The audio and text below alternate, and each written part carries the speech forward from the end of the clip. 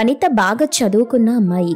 తన తల్లిదండ్రుల మీద ఆధారపడకుండా తను చిన్నప్పటి నుండి కష్టపడి చదివి స్కాలర్షిప్ సంపాదించుకొని తన తల్లిదండ్రులకి భారం కాకుండా తన చదువుకయ్యే ఖర్చుని తనే సంపాదించుకొని కష్టపడి చదువుకుంది.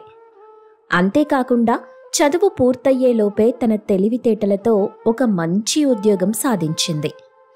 వాళ్ళింట్లో వాళ్ళ అమ్మా నాన్న వనిత మాత్రమే ఉండేవాళ్లు. వాళ్ల చుట్టాలంతా వేరే రాష్ట్రాల్లో ఉండటం వల్ల చిన్నప్పటి నుండి ఏ సెలవులకు వనిత ఇంటికి వాళ్లు రావటం గాని వనిత వాళ్ల ఇంటికి వెళ్లటం గాని జరిగేది కాదు. అందువల్ల వనితకి అనుబంధాల గురించి పెద్దగా తెలీదు. అందరితో కలిసి బ్రతకడం కన్నా ప్రైవసీగా ఉండటం అంటేనే చాలా ఇష్టం తనకు. ఒకరోజు గోపాలరావు, అమ్మా వనిత, నా స్నేహితుడు కృష్ణారావు నీకు గుర్తున్నాడా? కృష్ణారావా? ఎవరు నాన్నా? ఒకసారి మార్కెట్కి వెళ్ళినప్పుడు దారిలో కనిపిస్తే నీకు పరిచయం చేశాను కదా. ఓ, గుర్తొచ్చింది. ఆ కృష్ణారావు అంకులా? అవునమ్మా, ఇందాక నీకు మంచి సంబంధాలు చూడ్డానికి మ్యారేజ్ బ్యూరోకి వెళ్తుండగా దారిలో వాడు కనిపించాడు. వాళ్ళ పెద్దబ్బాయికి కూడా సంబంధాలు చూస్తున్నారంట. నాకు తెలిసినంత వరకు కృష్ణారావు వాళ్ళది మంచిగా సెటిల్ అయిన ఫ్యామిలీ. ఇంట్లో అందరూ జాబ్ చేస్తారు. పైగా పెద్దబ్బాయి రాజేష్ కూడా నాకు తెలుసు. చూడ్డానికి చాలా బాగుంటాడు. అన్ని విధాలా నీకు సరైన జోడి. పైగా నీలాగే సాఫ్ట్వేర్ జాబ్ చేస్తున్నాడు. బాగానే సంపాదిస్తాడంట. అన్నిటికంటే ముఖ్యంగా వాళ్ళది కూడా ఈ ఊరే. మాకెప్పుడు కావాలంటే నిన్నప్పుడొచ్చి చూసుకోవచ్చు.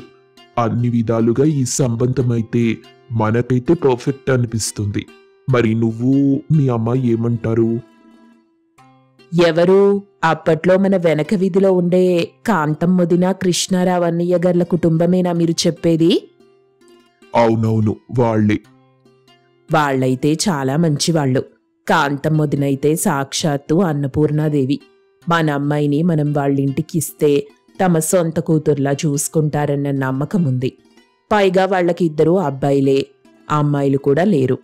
వనిత, మీ నాన్న చెప్పినట్టు ఈ సంబంధం అయితే చాలా బాగుంటుంది. వనిత, బలవంతమైతే ఏం లేదమ్మా. ఫోటో చూడు, నీకు నచ్చితే మిగిలిన విషయాలు మాట్లాడుకుందాం. నీ ఫోటో కూడా వాళ్ళకిచ్చాను. నీకు అబ్బాయి నచ్చితేనే మిగిలిన కార్యక్రమాలు చూసుకోవచ్చు. వనితకి రాజేష్ నచ్చాడు. కాంతమ్మ ఇంట్లో కూడా రాజేష్కి వనిత నచ్చడంతో 2 కుటుంబాల వాళ్ళు ఎంతో ఆనందిస్తారు. దాంతో సిటీలోనే అందర్నీ పిలిచి చాలా బాగా పెళ్లి జరిపిస్తారు. పెళ్లైపోయిన తరువాత వచ్చిన చుట్టాలందరికీ వెళ్లేటప్పుడు కాంతం చీరలు పెడుతుంది. చుట్టాలంతా వెళ్లిపోవడంతో ఊపిరి పీల్చుకుంది వనిత. తరువాత నుండి యథాప్రకారం తన ఉద్యోగానికి వెళ్లిపోయి సాయంత్రం తిరిగొస్తుంది. అప్పుడప్పుడు ఇంటి పనుల్లో తన అత్తగారికి సాయం చేస్తూ ఉంటుంది. వనిత అలా అనుకున్నట్టుగానే వారం రోజుల్లో 5 రోజులు కష్టపడి పనిచేసిన తరువాత వీకెండ్ కోసం చాలా ఎదురుచూస్తుంది. ఎందుకంటే వీకెండ్లో ఎంతో ప్లాన్ చేసి ఉంటుంది. అందరూ భోంచేస్తుండగా వనిత వాళ్లతో, అత్తయ్య, నేను ఈ వీకెండ్ కోసం చాలా ఎదురుచూశాను. నాకు ఈ వీకెండ్ చాలా పనులున్నాయి. ముఖ్యంగా నేను రాజేష్ అలా షాపింగ్కెళ్ళి రోజంతా టైం స్పెండ్ చేస్తాం. తర్వాత సండే మనమందరం మార్నింగ్ టెంపుల్కెళ్ళి తర్వాత జాలీగా మూవీకి వెళ్ళి వచ్చేటప్పుడు ఒక మంచి హోటల్కెళ్ళి భోంచేసి నైట్ ఇంటికొచ్చేద్దాం. ఇది నా ప్లాన్, ఏమంటారు? అని అనగానే అందరూ ముఖాలు చూసుకుంటారు. అలా ఎందుకు ఉన్నారో వనితకు అర్థం కాలేదు. ఒకవేళ నీకు బయటేదైనా పనుంటే 1 గంటలో వెళ్ళి తిరిగొచ్చేద్దాం. ఎందుకంటే ప్రతి వీకెండ్ మన ఇంటికి రిలేటివ్స్ వస్తుంటారు. ఒక్కొక్కసారి మనం వాళ్ళింటికి వెళ్తుంటాం. మన రిలేటివ్స్ చాలా మంది ఉన్నారు. చిన్నప్పటి నుండి ప్రతి వీకెండ్ ఎవరో ఒకరు మన ఇంటికొచ్చి టైం స్పెండ్ చేస్తూ ఉండటం, సరదాగా కబుర్లు చెప్పుకుంటూ ఎంజాయ్ చేయటం మా అందరికీ అలవాటు. అలా 2 రోజులు బాగా ఎంజాయ్ చేస్తాం. తర్వాత ఎవరి బిజీలో వాళ్ళు పడిపోతారు. మళ్ళీ వీకెండ్ వస్తే అందరూ ఒక దగ్గర చేరి ఎవరో ఒకరింట్లో సరదాగా టైం స్పెండ్ చేస్తాం. ఏంటి, ఇలా ప్రతి వారం మన ఇంటికి ఎవరో ఒకరు వస్తూనే ఉంటారా? అలా అయితే మనకి వీకెండ్లో ప్రైవసీ ఎలా ఉంటుంది? వీక్ అంతా ఎంతో బిజీగా ఉండే మనకి ఈ 2 డేసే కదా రిలాక్స్ అవ్వడానికి టైం దొరికేది. ఆ టైంలోనే రిలేటివ్స్ అందరూ వస్తే మనమెలా వాళ్ల ముందు ఫ్రీగా ఉండగలం? అందరూ మనవాళ్లే అనుకుంటే వాళ్ల ముందు కూడా మనం ఫ్రీగా ఉండగలమమ్మా. నీకిదంతా కొత్త కాబట్టి ఇలా అనిపిస్తుందంతే. రాను రాను నీకు అలవాటైపోతుందిలే. ఇలా దగ్గర బంధువులంతా వారానికి ఒకసారైనా ఒక దగ్గరికి చేరి కష్టసుఖాలు మాట్లాడుకుంటూ సరదాగా సమయం గడిపితే ఆ ఆనందమే వేరు. పోను పోను నీకే ఇదంతా అర్థమవుతుందిలే అని చెప్తుంది కాంతం. కాని వనితకి మాత్రం ఆ పద్ధతి నచ్చలేదు. కాని బయటకేమీ అనలేక మౌనంగా ఉండిపోయింది. మరుసటి రోజు వీకెండ్ కావడంతో కాంతం చెల్లెలు అనసూయ, ఆమె కొడుకు కోడలు కూడా వస్తారు. రండి రండి, మీకోసమే ఎదురు చూస్తున్నాను. అమ్మా వనిత, చిన్నత్తయ్య గారొచ్చారు, అందరికీ కాఫీ తీసుకురామ్మా అని రూంలో ఉన్న వనితని పిలుస్తుంది. అప్పుడు వనిత మనసులో చిరాగ్గా, హబ్బా, ఇలా వీకెండ్ వచ్చిందో లేదో, వీళ్ళప్పుడే దిగబడ్డారా, ఇప్పుడందరికీ చిరాగ్గా కాఫీ చెయ్యాలి అని తప్పదన్నట్టుగా వంటగదిలోకెళ్ళి అందరికీ కాఫీ చేసి తీసుకెళ్తుంది. బాగున్నావా కోడలు పిల్ల?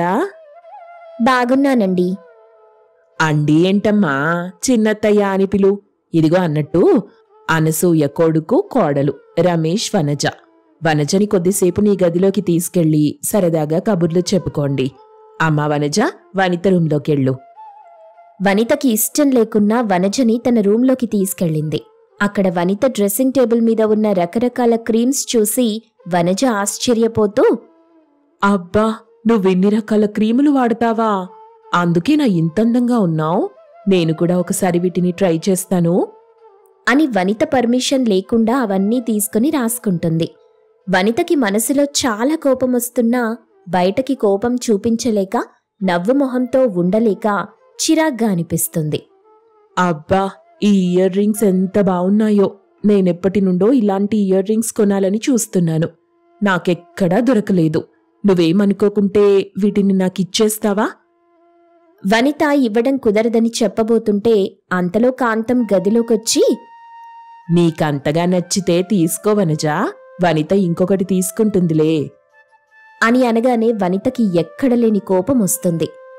తన వస్తువులని ఈవిడ దానం చెయ్యటమేంటని ఉక్రోషమొస్తుంది. కాని అత్తగారిని ఏమీ అనలేక మౌనంగా నిలబడిపోయింది.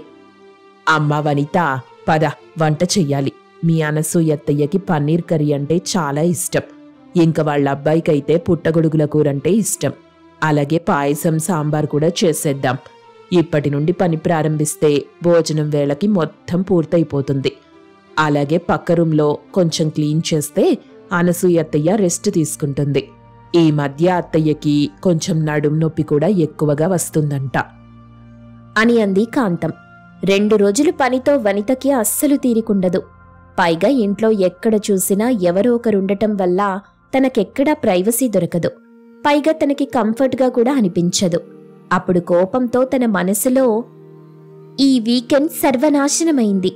మొత్తం నేను సరదాగా టైం స్పెండ్ చేయకపోగా బోలెడంత పని చేశాను. పైగా నా ప్రైవసీ కూడా కోల్పోయాను. ఎక్కడ చూసినా ఇంట్లో జనం గుంపులు గుంపులుగా ఉన్నారు. ఈ జనానికి వండి పెట్టలేక, ఇంట్లో పని చెయ్యలేక చస్తున్నాను. ఒక్కటే ఇకలు పకపకలు, తలనొప్పొస్తుంది నాకు. అరే, నిమిషమైన గ్యాప్ ఇవ్వరే, అలా మాట్లాడుతూనే ఉంటారు. చివరికి నా రూమ్ని కూడా వాళ్ళకిచ్చేశారు. నా రూంలోకి నేను వెళ్దామన్నా కూడా ఇంకొకరి పర్మిషన్ తీసుకోవాల్సి వస్తుంది. వీళ్ళనిలాగే వదిలేస్తే ప్రతి వీకెండ్ ఇలాగే స్పాయిల్ చేసేస్తారు. ఈ 2 రోజులు వంటగదిలోనే అయిపోతుంది. వీళ్ళు మరెప్పుడూ రాకుండా చెయ్యాలి. అలా చెయ్యాలంటే వంటల్లో ఎక్కువ ఉప్పు, కారాలు వేసి వీళ్ళనిబ్బంది పెట్టాలి. మరెప్పుడూ ఈ ఇంటి వైపు కూడా రారు అని ఎవరూ చూడకుండా బోలెడంత కారం, ఉప్పు వంటల్లో కలిపేస్తుంది. తర్వాత అందరూ భోజనానికి కూర్చుంటారు. వనిత అందరికీ వడ్డిస్తుంది. అందరూ భోజనం తింటూ వనితని పొగుడుతుంటారు. అబ్బా, అమ్మా వనిత, నీ చేతిలో అమృతం ఉందమ్మా. ఎంత బాగా వంట చేశావో. మా కోడలు కూడా ఇంత బాగా చెయ్యదు తెలుసా? నిజమే అత్తయ్య గారు, వనిత వంట చాలా బాగా చేసింది. అన్ని డిషెస్ ఎంత టేస్టీగా ఉన్నాయో. ఇవేవి వదిలిపెట్టకుండా అన్నీ పూర్తి చెయ్యాలి. మరేమనుకున్నారు నా కోడలంటే? అసలక్కడ ఏం జరుగుతుందో వనితకి అస్సలర్థం కాలేదు. అయోమయంగా చూస్తూ ఉంది. అందరూ వెళ్ళిపోయిన తరువాత కాంతం వనిత దగ్గరికొచ్చి, ఏంటమ్మా, అయోమయం నుండి ఇంకా బయటికి రాలేదా? మీరు దేని గురించి మాట్లాడుతున్నారత్తయ్యా? ప్రతి వారం మన బంధువులు మన ఇంటికి రావటం నీకిష్టం లేదని నాకు తెలుసు. అందుకే వాళ్ళు తినే వంటల్లో ఉప్పు కారాలు ఎక్కువగా కలిపేశావు కదా. మళ్ళీ నువ్వు మాట పడకూడదని నేనవన్నీ మార్చేశాను. మనం జీవిస్తున్న ఈ సిటీ లైఫ్లో మన వాళ్ళంటూ కొద్దిమంది సన్నిహితులు మనకుండాలి. మనం సంతోషంగా ఉన్నప్పుడే వాళ్ళు వస్తారని మాత్రం నువ్వు అనుకోకు. మనకి కష్టం వచ్చినప్పుడు కూడా వాళ్ళు మనల్ని ఆదుకుంటారు. మనకి అండగా నిలబడి కొండంత ధైర్యం ఇస్తారు. కిందటి సంవత్సరం మీ మావయ్య గారికి ఆపరేషన్ అయినప్పుడు రాజేష్ ప్రమోషన్ పని మీద వేరే ఊరెళ్ళాడు. చిన్నోడు చదువుకోవడానికి వెళ్ళాడు. నేనొక్కదాన్నే. అప్పుడు అనసూయ అత్తయ్య వాళ్ళు ధైర్యం చెప్పి నా వెన్నంటే ఉన్నారు. మన కుటుంబాన్ని ఎంత బాగా చూసుకున్నారు. అది బంధాల యొక్క విలువమ్మా. మనమొక రోజు ఆనందం కోసం, స్వేచ్ఛ కోసం బంధాల్ని అక్కర్లేదనుకోవడం కంటే వాళ్లతో కలిసిపోయి సరదాగా ఉంటే వచ్చే సంతోషం దానికి 10 రెట్లు ఎక్కువ ఉంటుంది. ఒక్కసారి నువ్వు వాళ్ళు నీ వాళ్ళుగా అనుకుని చూడు. అప్పుడు ఆ తేడా నువ్వే గమనిస్తావు అని చెప్పింది. ఆ మాటలకి కొంచెం తను తప్పు చేశానని అర్థం చేసుకుని పశ్చాత్తాపపడి తర్వాత నుండి వాళ్ళని తన సొంత వాళ్లలా చూసుకోవటం మొదలెట్టింది వనిత. తర్వాత వాళ్ళు ఏ వారం రాకపోయినా వనితకి ఎంతో లోటుగా అనిపించేది. అంతలా వాళ్లంతా అలవాటవుతారు వనితకి. కాంచన ఎప్పుడూ ఇతరులకు సాయం చెయ్యాలని చూసేది. అందుకే ఇరుగు పొరుగు వాళ్లకి కాంచన అంటే ఎంతో ఇష్టం. పక్కింటి కవిత ఎప్పుడు ఏదడిగినా కాదనకుండా ఇచ్చేస్తుండేది కాంచన. అలా పక్కింటి వాళ్లకి ఇంట్లో వస్తువులు ఇవ్వటం కాంచన అత్త కాంతమ్మకి ఇష్టముండేది కాదు.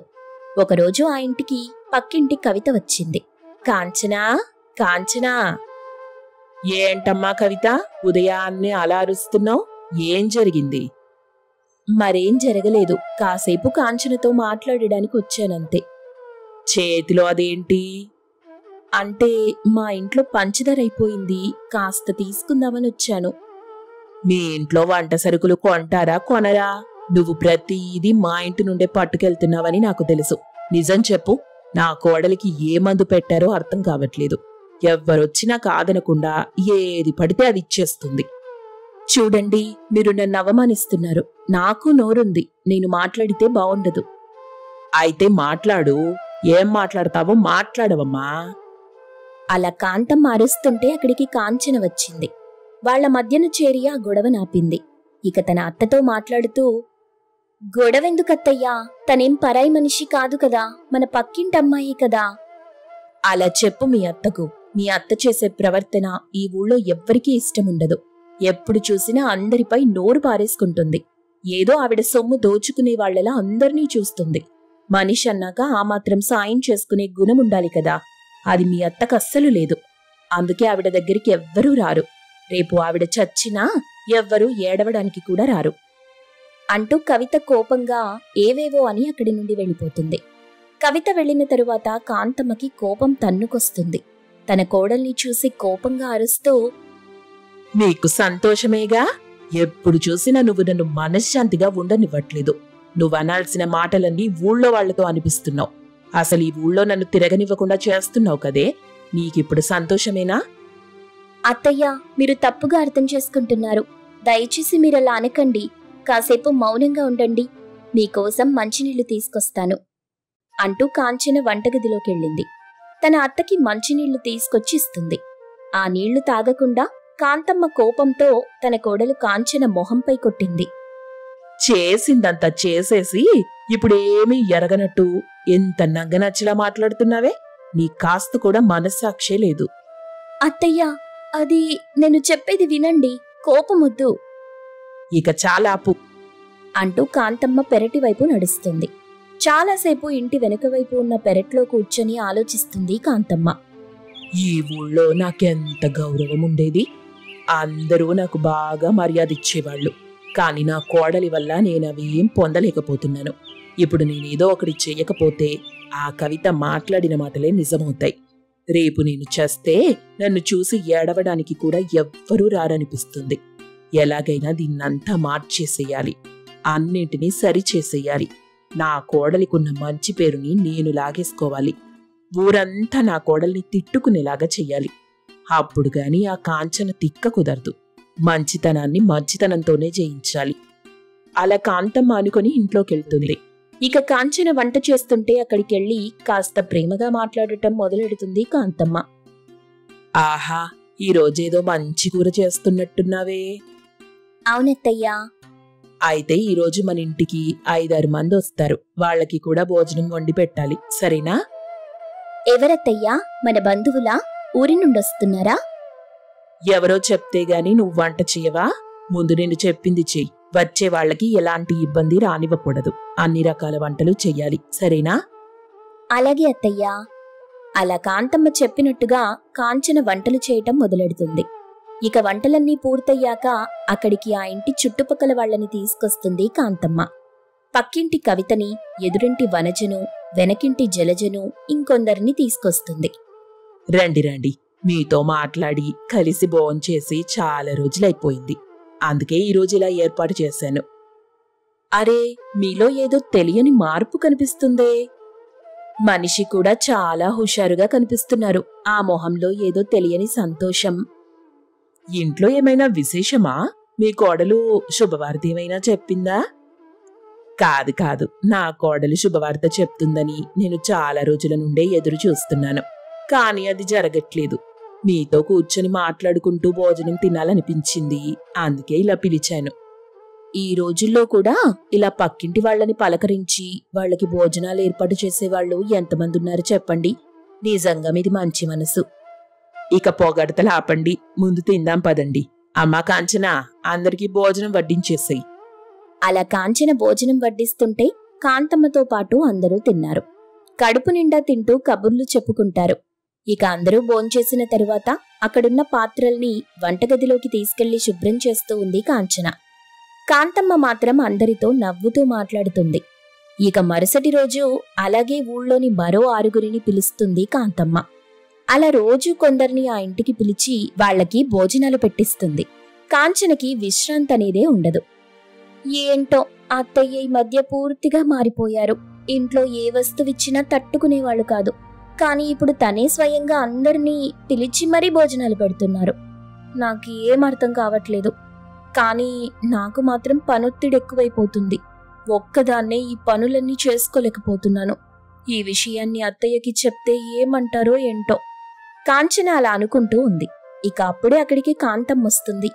పనులు చేస్తున్న కాంచనని చూసి, అమ్మాయి కాంచన, ఈరోజు మన ఇంటికి 10 మంది వస్తున్నారు. వాళ్ళకి భోజనాలు చెయ్యి. అన్ని రకాల వంటలు చేసి పెట్టాలి, సరేనా? అత్తయ్య, ఇంట్లో సరుకులైపోయాయి. అలా అంటే ఎలా? బజారుకెళ్ళి తీసుకురా. అలాగే అత్తయ్యా. అలా కాంచన బజారుకెళ్ళి తనకి కావలసిన సరుకులు తీసుకుని ఇంటి దారి పట్టింది. దారి పక్కగా వెళ్తూ ఉంటే తనకి దేవుని విగ్రహం కనిపిస్తుంది. తన బాధని ఆ దేవుడికి చెప్పుకుంది కాంచన.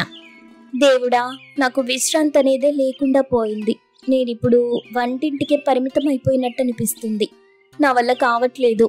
నువ్వే మా అత్త మనసు మార్చాలి. నాకేదో ఒక మార్గం చూపించు తండ్రి. అలా కాంచన దేవుడికి మొక్కుకుంటూ ఉండగా ఏదో తెలియని కాంతి తనలోకి చేరినట్టనిపిస్తుంది. ఇక మైకంగా అనిపించి ఇంటికి చేరుకుంది కాంచన. వెళ్లి సరాసరి మంచంపై పడుకుంది. ఇక మధ్యాహ్నమైంది. ఎప్పటిలాగే ఆ రోజు కూడా కొంతమందిని కాంతమ్మ ఇంటికి భోజనానికి తీసుకొస్తుంది. కాంచనని చూస్తే వంటగదిలో లేదు.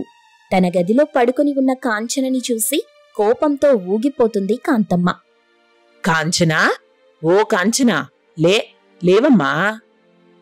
అత్తయ్యా, అది మైకం వచ్చి నిద్రపోయానత్తయ్యా. ఇలా కాకమ్మ కథలు చెప్తే ఎలా? వెళ్ళి వంట పని చూడు. అవతల వాళ్ళని భోజనానికి తీసుకొచ్చాను. నువ్వెప్పుడూ ఇంతే, నన్నందరి దగ్గర తలదించుకునేలా చేస్తావు. నేనంటే నీకు అస్సలు లెక్కలేదు. అత్తని అందరి ముందు అవమానించాలనే చూస్తుంటావు. అత్తయ్యా, మీరు వాళ్లతో మాట్లాడుతూ ఉండండి, నేను తొందరగా వంట చేసేస్తాను. అలా కాంచన కోపంగా అక్కడి నుండి వెళ్తుంది. వంటగదిలోకి వెళ్లిన తరువాత కాంచన చకచకా వంటలు చేయాలని చూస్తుంది. ఇక అప్పుడే అక్కడొక పాత్ర కిందకు పడుతుంటే తనకి తెలియకుండానే ఒక చెయ్యి ఆ పాత్రని పట్టుకుంది. ఇంకోవైపు ఇంకో చెయ్యి కూర చేయటం మొదలెట్టేసింది. అది గమనించి కాంచన ఆశ్చర్యపోతుంది. ఏంటిది? ఆశ్చర్యంగా ఉంది. ఇన్ని చేతులొస్తున్నాయేంటి? నేను నమ్మలేకపోతున్నాను. ఆ దేవునికి నా బాధ చెప్పుకున్నాను కదా, ఆయనే నాకీ వరమిచ్చాడనుకుంటా. దేవుడా, నువ్వున్నావు తండ్రి. ఇక కాంచన అలా అనుకొని ఆనందంతో మరింత హుషారుగా వంటలు చేయటం మొదలెట్టింది. తనకి తెలియకుండానే తన 10 చేతులు వంట చేస్తుంటాయి. అన్ని క్షణాల్లో పూర్తయిపోతాయి. వంటలన్నీ తీసుకెళ్లి తన అత్త ముందుంచింది కాంచన. ఆశ్చర్యంగా ఉందే. నిజం చెప్పమ్మా, నువ్వు ఇంత తొందరగా ఇన్ని వంటలు ఎలా చేయగలిగావు? పక్కింటి వాళ్ళెవరైనా నీకు సాయం చేశారా? లేదత్తయ్యా, నేనే చేశాను. ముందు మీరు తినండి అంటూ కాంచన అందరికీ వడ్డిస్తుంది. ఇక ఆ తరువాత మరుసటి రోజు కూడా కాంచన తన మాయా చేతుల సాయంతో వంటల్ని క్షణంలో పూర్తి చేస్తుంది. అలా రోజు క్షణంలోనే వంటలు చేస్తున్న కాంచనని చూసి కాంతమ్మకు అనుమానమొచ్చింది. ఒకరోజు చాటుగా వెళ్లి కిటికీలో నుండి చూడగా 10 చేతులతో వంటలు చేస్తున్న కాంచన కనిపిస్తుంది. భయంతో గజగజ వణికిపోతుంది కాంతమ్మ. వెంటనే కాంచన దగ్గరికొచ్చి, అమ్మా తల్లి, నిన్ను కష్టపెట్టాలని ఇలా చేస్తున్నాను. నీతో ఇన్నేసి వంటలు చేయిస్తే పని చేయలేక అల్లాడిపోతావనుకున్నాను. కాని నీకున్న మాయా శక్తుల గురించి తెలుసుకోలేకపోయాను. నన్ను క్షమించి తల్లి. నీకు దైవశక్తి ఉంది. నువ్వు దేవతవి. అత్తయ్యా, మీరు నన్ను బాధ పెట్టాలనుకున్నారు. కాని నేను మిమ్మల్ని బాధ పెట్టాలనుకోవట్లేదు. అందరూ సంతోషంగా ఉండాలి. అందులో మనం కూడా ఉండాలత్తయ్యా.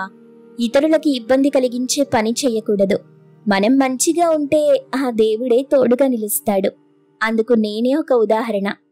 అవునమ్మా, అహంకారంతో స్వార్థంతో నేనేదేదో చేశాను. నీ దిక్క కుదర్చాలని అలా చేశాను. క్షమించమ్మా. బాధపడకండత్తయ్యా, అంతా మన మంచికే. అలా కాంచన అనగానే కాంతమ్మ సంతోషిస్తుంది. ఇక అప్పటి నుండి తన మాయా చేతులతో పనులు చేస్తూ తన అత్తని సంతోషంగా చూసుకుంటుంది కాంచన.